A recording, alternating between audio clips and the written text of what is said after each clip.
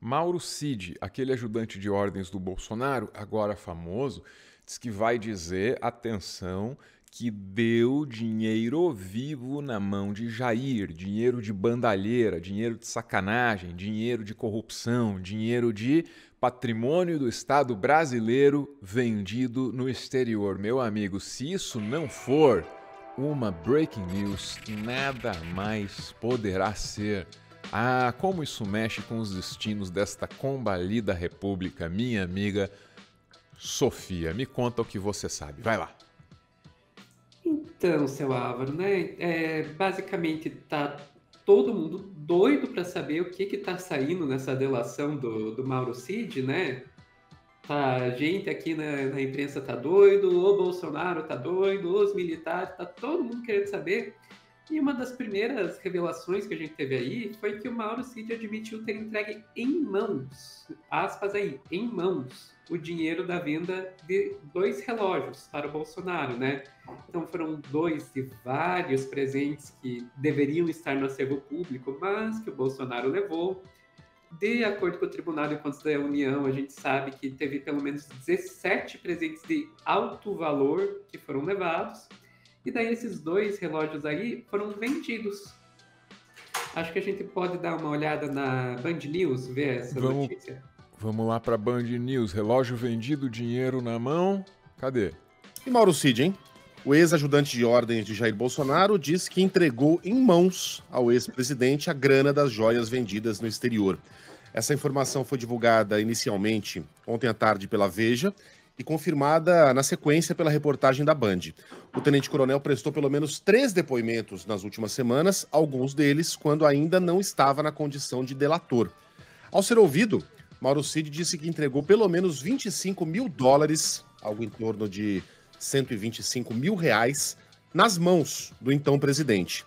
O dinheiro havia sido obtido com a venda de 2 relógios de luxo nos Estados Unidos, um Patek Philippe. Olha aí o Patek Philippe que andava sumido, ninguém sabia onde estava, Mauro Cid sabia. E um Rolex. O tenente-coronel destacou que as provas das negociações no celular dele, as provas estão no celular, e esse celular já está sendo periciado pela Polícia Federal. O pai de Mauro Cid, o general da reserva Lorena Cid, se comprometeu com a PF e disse que vai ajudar nas investigações. Jair Bolsonaro não se pronunciou, mas o que ele tem dito é que está tranquilo e não cometeu nenhuma irregularidade. Tá bom. Tá bom. Eu acho muito importante destacar o papel do pai nesse esquema. O pai é o general, o pai é amigo do Bolsonaro há muito tempo, o pai ofereceu o filho para estar na ajudância de ordens. O filho, naturalmente, seria general, como o pai antes dele, como o avô antes do pai. A família está na hierarquia, na alta hierarquia das Forças Armadas desde sempre. Esse guri jamais vai ser um general, né? Que era o destino natural que estava guardado para ele. É o nome, é a geração na qual a família entra em desgraça, né? E não por causa dele. O pai já era corrupto antes, provavelmente o avô também, né? O pai guardava todo o dinheiro num trust, quer dizer, para o Estado brasileiro não saber, que foi roubado por esse militar, né? Nos Estados Unidos, onde ele aplicava toda a fortuna, sobretudo em imóveis. Então, o general patriota, que tem meio que o principado dele na Flórida. Sim, você vê as fotos eu acho isso né? uma doideira, E aí a gente vê também as relações familiares dessa gente, como são, é coisa de Game of Thrones, assim, a situação na qual colocaram o Cid. Não estou dizendo isso para gerar empatia em relação a ele, porque ele é um criminoso, né? E se isso aqui fosse o programa do Datena, o pai a gente estava chamando de canalha, o filho de vagabundo e o Bolsonaro de escroque, né? Só que essas são palavras... ainda, né? E o irmão. O irmão que era do gabinete do ódio lá. Bem lembrado. Então essas são palavras reservadas a quem tá com o pé calçado no chinelo e pisando na rua, né? E não para quem tá num mocassim de couro italiano pisando no mármore do palácio. Tudo bem, o mundo é assim. Não, tudo bem o cacete. Manda lá, Sofia, tem mais informação? O Luiz Megali, ele citou ali, né, a reportagem da Veja, que foi a primeira que revelou isso aí. Tem umas aspas, Álvaro, da reportagem da Veja, na qual o Cid ele tenta explicar o porquê que o Bolsonaro teria vendido o relógio. E o presidente estava preocupado com a vida financeira. Não, vamos por vez? O presidente estava preocupado com a vida financeira. Amigo, do presidente depende a minha, a sua, a vida financeira de 200 milhões de brasileiros, mas ele estava preocupado com a dele. Então ele é um egoísta. Vou seguir. A venda pode ter sido imoral? Ele mesmo responde. Pode. Quer dizer, ele não apenas estava preocupado com a vida financeira dele e não com a dos 200 milhões que ele governava, como ele aceitava fazer o que era imoral em nome de sua vida financeira, que eu me permitiria trocar por ganância. Beleza? Beleza. Vamos seguir com a frase. Mas a gente achava que não era ilegal. Aqui eu pontuo o seguinte nessa última frase. Esta defesa está ferrada. Esta defesa está ferrada. Pode ter sido imoral? Pode, mas eu não sabia que era ilegal.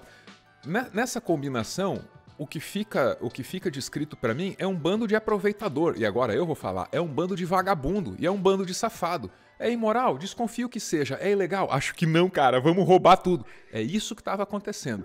Então não me venham falar de combate à corrupção. Eu acabei com a corrupção, eu acabei com a Lava Jato. Eu tô de saco cheio. De falar de corrupção. Até porque quando a gente olha para os dados, esse não é o maior problema do Brasil.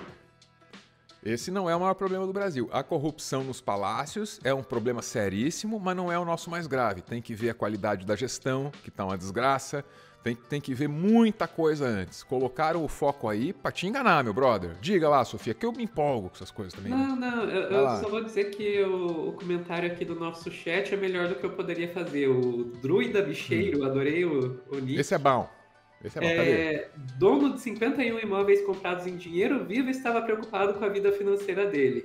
Obrigado, bem lembrado. Eu não coloco mais nada, o Druida Bicheiro já falou tudo. Minha amiga, mas temos mais informações? Álvaro, uma questão que eu acho que vale a gente trazer aqui, que o Bolsonaro, ele chegou a dizer, Álvaro, que o Cid não ia ter nada incriminador para falar contra ele nessas delações. É a entrevista para Mônica? Entrevista para Mônica Bergamo. A Sofia vai mostrar que o Bolsonaro tá num silêncio desgraçado, não mete um couro de imbrochável, não xinga o ministro da Suprema Corte, não abre a boca nem para comer e babar farofa ultimamente. Mas deu uma entrevista por texto, não é isso, Sofia? Para Mônica Bergamo. E daí eu peguei e trouxe aqui um trechinho da entrevista que a da Mônica relatando no UOL o que rolou nessa entrevista. Vamos lá. Ô, Mônica, você até destaca isso em aspas, né? Que ele fala, tirando o 8 de janeiro e os presentes recebidos, não tem nada que você possa falar do meu governo. Então, quer dizer, ele aponta aí os dois problemas, né? Que estão alvos de investigação. Ele aponta. De fato, num determinado momento da entrevista, ele diz isso. Tirando o 8 de janeiro, tirando os presentes, não tenho o que dizer do meu governo. Como se isso, então, a gente pudesse dizer algo a partir daí. É uma falha de linguagem, né? Eu acho que se pudesse voltar atrás, ele não falaria essa frase, mas falou.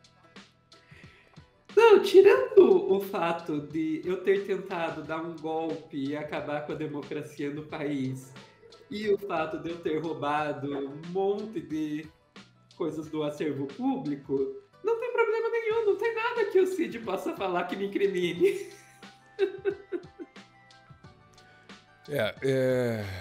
De novo, podemos só voltar para esse print aqui, amiga? Isso aqui é legal. É exatamente o que a Sofia disse com o acréscimo dessa última frase. A gente achava que não era ilegal. Ó, não adianta achar. Não adianta. Essa defesa está ferrada, sobretudo depois dessa frase aí. Então, amigo, quem viver, verá.